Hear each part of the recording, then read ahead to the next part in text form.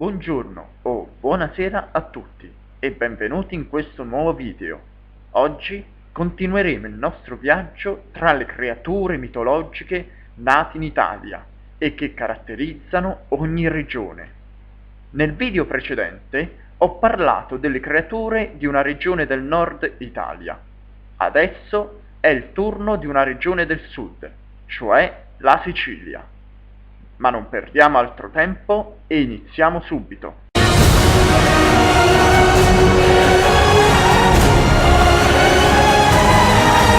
Metti una crozza sopra un cannone.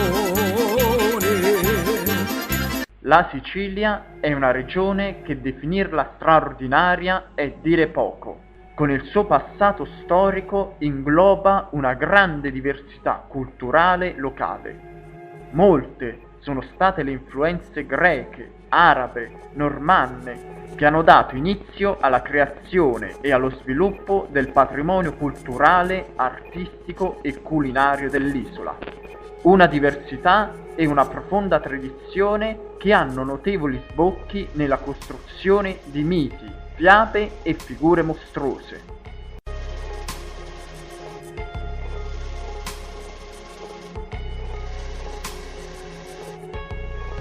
Dall'abisso del folklore siciliano, tra le ombre più scure della terra, si annida la Marabecca, una creatura che a volte si presenta come una donna e altre come un mostro che vive nei pozzi e nelle cisterne d'acqua in attesa che i bambini e gli adulti vi caschino dentro. La Marabecca veniva usato dalle donne delle famiglie contadine per cercare di tenere lontani i propri figli dalla pericolosità dei pozzi. Incarna anche la paura stessa di ciò che non si vede, di ciò che la nostra mente pensa vi sia in attesa nell'oscurità, in questo caso l'oscurità dei pozzi.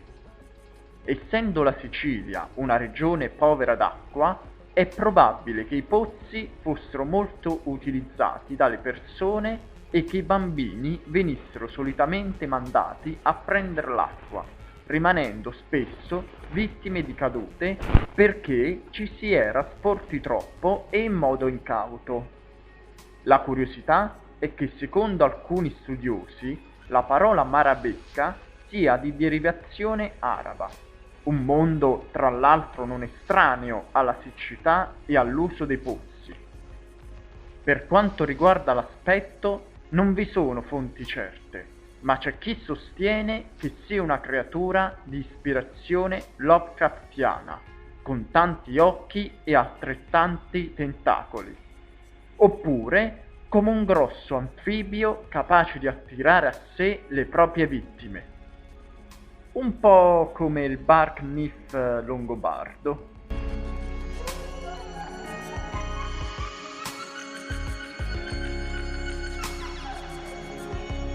Un animale mitico pare che abiti nelle zone umide delle campagne. Se ne parla molto in provincia di Caltanissetta. Il termine bidrinna, secondo alcuni, deriva dall'arabo e indica un grosso serpente acquatico. Sarebbe una biscia di enormi dimensioni, almeno 6 metri, con la testa simile a una grande cassa e una colorazione tra il verde e il blu. Pare che abbia i tratti di un drago e di un coccodrillo. È visibile soprattutto di notte, in particolare per via degli occhi rossi e luminosi come fari. Si aggira tra gli alberi e le canne, mangiando capretti, agnelli ed esseri umani. Beve l'acqua sulfurea che scorre nei pressi delle miniere, acquistando forza e immunità ai danni fisici. La leggenda vuole che una comune biscia, rimanendo nascosta per 7 anni, 7, numero magico, possa diventare una bidrinna come per magia, appunto. Il suo nome viene usato per indicare donne particolarmente cattive e anche per indicare le vipere come animali. Pare che nel secolo scorso ne fosse stata uccisa una a Cammuto, dove la sua figura è scolpita su una fontana, insieme alla datazione dell'evento. Un'altra venne uccisa nella contrada Kosciu durante gli anni 60, con la presenza dei carabinieri. Una contessa del luogo ordinò che il rettile fosse bruciato. Negli anni 50 furono invece uccisi 2 esemplari da un gruppo di pastori nella vallata sotto il monte Saraceno. Attualmente a Butera, durante la festa di San Rocco, viene portato in giro per le strade Usir Pintazzu, un modellino di carta che ricorda quest'animale.